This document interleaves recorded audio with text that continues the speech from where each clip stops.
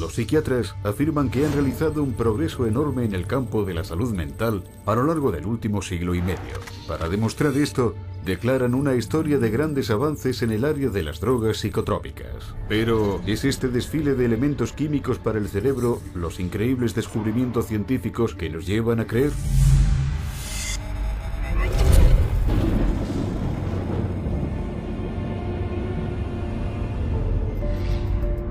La psiquiatría institucional moderna ha dependido del suministro de drogas psicotrópicas desde sus más tempranos inicios en los manicomios durante el siglo XIX. Durante ese periodo, los psiquiatras funcionaban casi exclusivamente como asistentes, prometiendo curar a quienes eran enfermos mentales graves. Pero como no podían, la corriente médica dominante no les consideraba verdaderos médicos. Other physicians considered psychiatrists as almost a doctor. Okay, because they weren't doing medical stuff. So to increase their status, they needed to become much more scientific. They need to prove that this is a legitimate scientific field. This is a legitimate medical profession. So they start medicalizing everything. Para controlar los arrebatos de comportamiento de los internos, los psiquiatras empleaban los primeros fármacos psicotrópicos como la morfina y el opio. Pero contrario a sus declaraciones, estos fármacos no curaban nada y demostraron ser altamente adictivos. Esto llevó a toda una generación de fármacodependientes, una solución mucho peor que el problema original. Pero los intentos de controlar el comportamiento reprensible continuaron, y para el inicio del siglo XX, curas falsas para la enfermedad mental como la heroína podían verse difundidas a lo largo de Estados Unidos y de Europa. Hasta el psicólogo Sigmund Freud jugó un importante papel en la creación de la industria de la cocaína, escribiendo muchos artículos entusiastas promocionando su uso para las congojas espirituales y las dificultades de la conducta. Freud, as a psychoanalyst, he for a while was promoting cocaine as being a panacea for all kinds of problems. Freud escribió más tarde: The psychic effect of cocainum muriaticum consists of exhilaration and lasting euphoria, produced no compulsive desire to use the stimulant further. Lo que Freud no reveló era el conflicto de interés significativo que implicaba a las dos corporaciones farmacéuticas gigantes rivales, Merck y Parke Davis, ambas pagándole para promocionar sus extractos de cocaína correspondientes. La campaña de marketing inicial de Sigmund Freud para los fármacos psicotrópicos contribuyó a crear una seria epidemia de cocaína en toda Europa a fines de siglo.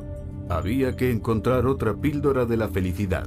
No les llevó mucho tiempo. Los psiquiatras de la primera parte del siglo XX a continuación recurrieron a las anfetaminas. Como antes, el bombo publicitario amainó con la prueba inevitable de que los fármacos no solo eran inefectivos, sino altamente tóxicos y adictivos. Cada moda siguió la misma pauta. Primero, la droga se aclamaba como un avance médico sensacional para los problemas mentales. Luego, los informes en aumento sobre los graves efectos secundarios empezaban a llegar poco a poco. Finalmente, tras años de desmentidos, cuando los psiquiatras y las empresas farmacéuticas ya no podían seguir negando los peligros del fármaco, lo abandonaban a favor de su siguiente droga milagrosa. Aunque ninguna de sus terapias con fármacos ha demostrado nunca curar nada, los psiquiatras continuaron su búsqueda de una bala mágica que, suponían, lo curaría todo. Y en 1954 su sueño, eso creyeron, se hizo realidad con la introducción de la primera así llamada droga milagrosa de la psiquiatría, el cloropromazine, más conocido como Thorazine. Diseñada y puesta a prueba originalmente como tinte sintético, luego como antiparasitario porcino, se descubrió accidentalmente que el Thorazine desconectaba los controles motores humanos. Uno de los primeros artículos promocionando su uso psiquiátrico declaraba que la meta es producir un estado de retardación motora, indiferencia emocional y somnolencia. Thorazine was considered the chemical lobotomy. Instead of cutting off the frontal lobes of the brain with an ice pick, you didn't have to do that kind of surgery. You could do it with a drug. El Thorazine demostró ser tan lucrativo inmovilizando pacientes que exhibían un comportamiento indeseado que su fabricante, SmithKline French, organizó una campaña promocional de magnitud que incluía el pago de psiquiatras influyentes como oradores, la organización de campañas en los medios de comunicación y hasta la producción de programas de televisión nacionales. Un preludio al marketing de drogas de masa que vemos hoy en día. Thorazine at that time was thought of as a miracle, because it was able to reduce the symptoms of psychosis and schizophrenia at that time that they knew about it. It emptied all of the psychiatric housing units. La campaña tuvo un éxito tremendo. El ingreso de SmithKline French ascendió vertiginosamente más del 500% en las 2 décadas sucesivas, con el Thorazine representando más de un tercio de los ingresos de la compañía en 1970. Al final, un estimado de 250 millones de personas en todo el mundo han tomado Thorazine y drogas de ese tipo, 23% más que la población entera de Estados Unidos. Las puertas se habían abierto. SmithKline French y los psiquiatras en sus nóminas habían demostrado que por medio del marketing podía haber dinero a lo grande con las drogas psiquiátricas. Pero no pasó mucho tiempo antes de que se revelara que el Thorazine tenía sus propios problemas. Thorazine chronically led to really serious problems such as tardive dyskinesia, which is a movement disorder that's very, very bothersome, and supposedly it's irreversible. The tongue darting, the muscle jerking, the eyes rolling back in the head. Most people were sometimes permanently damaged by it. So they were going to have to live their life with this neurological problem that was actually created by the pharmaceutical industry with their medication. Como el Thorazine dificultaba de esa forma el funcionamiento mental, su uso tuvo que limitarse a las instituciones. Pero habiendo grandes sumas de dinero de por medio, la carrera consistía en descubrir una droga psiquiátrica que pudiera sacarse de las instituciones y llevarse a manos de un mercado mucho más amplio, más extenso y más lucrativo, el público general. Since they were emptying the institutions of all these psychotic patients with the advent of Thorazine, now they had to find different ways to treat people. So what better way than to go into the community and have an office and bring in your everyday person or your executive under high stress or mama who's taking care of all the kids, and they needed some way to create a therapy for them. En 1955, esa droga fue aprobada. Se llamaba Miltown, la primera de los así llamados tranquilizantes secundarios. Pero para vender su nueva clase de drogas psiquiátricas al público, los psiquiatras y las compañías farmacéuticas tuvieron que volverlas a posicionar, primero como un proceso de trabajar en una enfermedad, más que solo agentes sedativos o de refrenamiento de comportamientos humanos indeseables, como había sido el Thorazine. Para hacer esto, iniciaron una incursión de marketing en sus colegas, poniendo anuncios en publicaciones profesionales como el Diario de Psiquiatría Americano. Se contrató entonces a prominentes psiquiatras para que difundieran las noticias al resto del campo médico. Pocos sabían que la industria farmacéutica estaba pagando a Nathan Kline, uno de los psiquiatras más influyentes de su época, cuando proclamó que tranquilizantes como Miltown tenían una importancia equivalente a la introducción de la energía atómica, si es que no era mayor. Se enviaron muestras gratuitas a los psiquiatras y médicos para hacer que los pacientes empezaran a usar la droga. Un año después, la presentación de marketing llegó al público, y Miltown pronto se convirtió en la primera superventa de droga no solo para los encarcelados en un manicomio, sino para el público general. Se comercializó Miltown a las mujeres embarazadas, las amas de casa y a los oficinistas que lo llamaban Excedrin para ejecutivos. So it opened up a door for community-based mental health, whereby the psychiatrist could then have a role. So they became very closely associated with the pharmaceutical industry, and they were demanding as well to come up with better things for mom and pop and the executive and the superstar Hollywood actress or actor, and soon, it became a fashion to take some of these medications. Para los años 60 se habían distribuido 36 millones de recetas de Miltown en Estados Unidos únicamente, lo que representó 200 millones de dólares en ventas, una cifra sin precedentes en aquella época para cualquier droga psiquiátrica.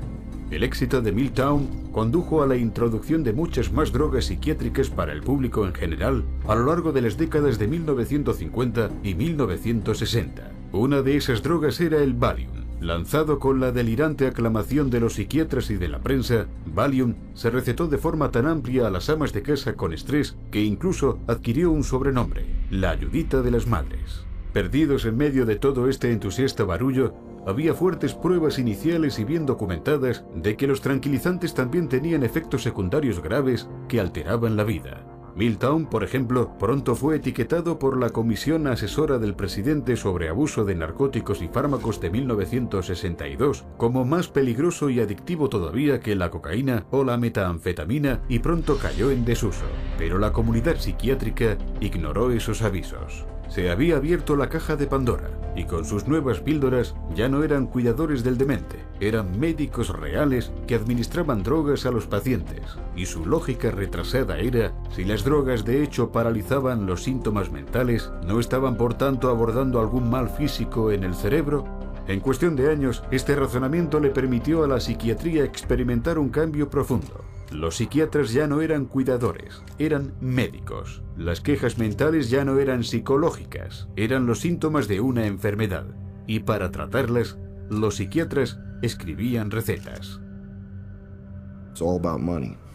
The use of writing prescriptions and having an income from people coming in and getting their prescriptions and this, that, and the other is what revived the psychiatric community. It was the thing that put them back where they were earning money again. El negocio estaba yendo tan bien que un grupo de prominentes psiquiatras se reunió en Puerto Rico en 1967 para planificar la expansión del uso de las drogas psicotrópicas para el año 2000, de acuerdo al psiquiatra que lo organizó, Dr. Wayne O. Evans. Psychomedication is now an accepted way of life, and the search for the just right pill has become the goal for many people. Para principios de los 80, el Valium era la droga más ampliamente recetada de todas en el mundo occidental. En 1978 únicamente, más de 2.300 millones de comprimidos vendidos, suficiente para medicar a la mitad de la población mundial. El negocio de la medicación psicotrópica había llegado a estar tan fuera de control que en una audiencia de 1979 sobre el uso y el abuso de las benzodiazepinas, un senador de Estados Unidos comentó: The whole pitch appears to be to sell, sell and market. Pero cosas mayores todavía estaban por llegar. The next drug that became a rage was Prozac. And of course, Prozac was not for anxiety, but for depression.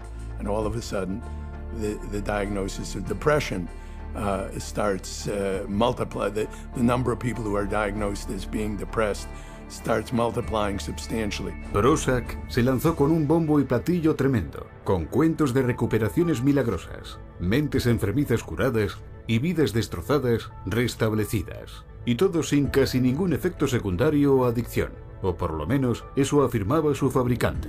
Muchos antidepresivos nuevos siguieron rápidamente, promocionando también un alivio psicológico instantáneo con pocos inconvenientes. Y con esto, la corriente principal psiquiátrica abandonaba la psicoterapia en favor de la farmacología para siempre. En un golpe audaz y efectivo de marketing, al mundo se le había dicho que estos nuevos antidepresivos no eran solo para los deprimidos, sino que eran fármacos de un estilo de vida, para una sociedad de elección de humor. Pero casi inmediatamente surgieron pruebas que afirmaban que la seguridad y eficacia universales estaban muy lejos de la verdad. The adverse side effects of this class of drugs includes things like sexual dysfunction, agitation, facial involuntary movements of the face. Some of the psychiatrists in their books describe the tongue darting in and out of the mouth as an adverse side effect of SSRI drugs. A lo largo de 10 años, detalles pasmosos de los efectos secundarios como violencia y suicidio no podían seguirse ignorando, con 3.900.000 casos de efectos adversos con el Prozac únicamente. se publicaron advertencias de cajas negras alertando al público de los graves riesgos de violencia y suicidio, a pesar de las fuertes protestas de las compañías farmacéuticas y la psiquiatría organizada. Pero cuando las patentes de los antidepresivos expiraron, como era previsible, los psiquiatras y los fabricantes de drogas finalmente admitieron la verdad.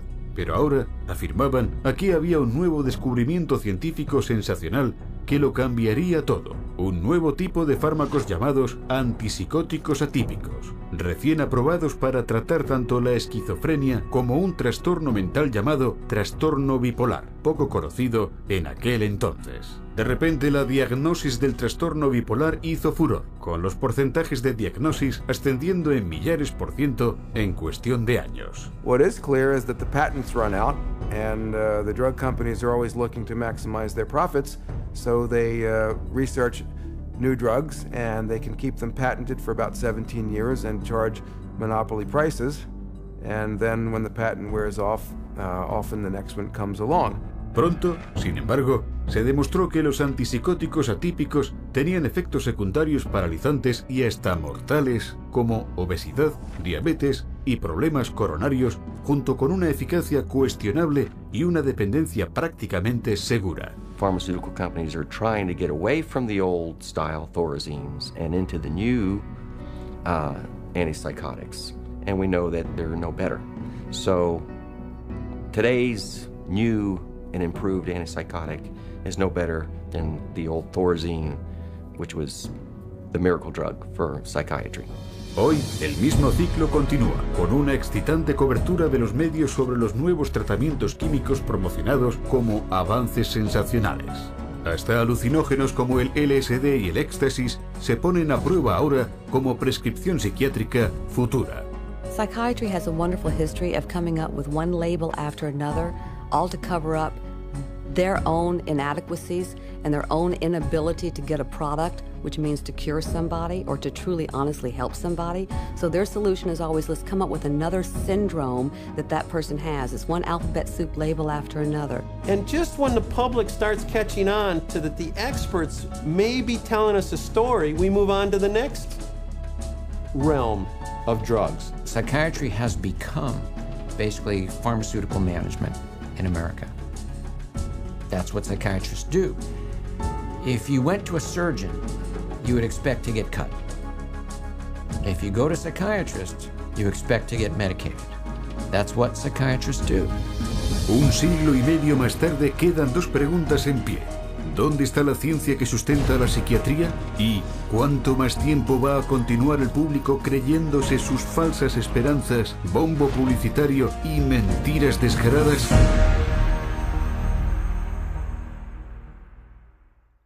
Escribiendo muchos artículos entusiastas promocionando su uso para las congojas espirituales y las dificultades de la conducta. Freud, as a psychoanalyst, he for a while was promoting cocaine as being a panacea for all kinds of problems. Freud escribió más tarde: The psychic effect of cocainum muriaticum consists of exhilaration and lasting euphoria, produced no compulsive desire to use the stimulant further. Lo que Freud no reveló era el conflicto de interés significativo que implicaba a las dos corporaciones farmacéuticas gigantes rivales. De los internos, los psiquiatras empleaban los primeros fármacos psicotrópicos como la morfina y el opio. Pero contrario a sus declaraciones, estos fármacos no curaban nada y demostraron ser altamente adictivos. Esto llevó a toda una generación de fármacodependientes, una solución mucho peor que el problema original. Pero los intentos de controlar el comportamiento reprensible continuaron, y para el inicio del siglo XX, curas falsas para la enfermedad mental como la heroína podían verse difundidas a lo largo de Estados Unidos y de Europa. Hasta el psicólogo Sigmund Freud jugó un importante papel en la creación de la industria de la cocaína, Merck y Park Davis, ambas pagándole para promocionar sus extractos de cocaína correspondientes. La campaña de marketing inicial de Sigmund Freud para los fármacos psicotrópicos contribuyó a crear una seria epidemia de cocaína en toda Europa a fines de siglo. Había que encontrar otra píldora de la felicidad. No les llevó mucho tiempo. Los psiquiatras de la primera parte del siglo XX a continuación recurrieron a las anfetaminas. Como antes, el bombo publicitario amainó con la prueba inevitable de que los fármacos no solo eran inefectivos, sino altamente tóxicos y adictivos. Cada moda siguió la misma pauta. Primero, la droga se aclamaba como un avance del siglo XIX. Durante ese periodo, los psiquiatras funcionaban casi exclusivamente como asistentes, prometiendo curar a quienes eran enfermos mentales graves. Pero como no podían, la corriente médica dominante no les consideraba verdaderos médicos. Other physicians considered psychiatrists as almost a doctor, okay, because they weren't doing medical stuff. So to increase their status, they needed to become much more scientific. They need to prove that this is a legitimate scientific field. This is a legitimate medical profession. So they start medicalizing everything. Para controlar los arrebatos de comportamiento, los psiquiatras afirman que han realizado un progreso enorme en el campo de la salud mental a lo largo del último siglo y medio. Para demostrar esto, declaran una historia de grandes avances en el área de las drogas psicotrópicas. Pero, ¿es este desfile de elementos químicos para el cerebro los increíbles descubrimientos científicos que nos llevan a creer?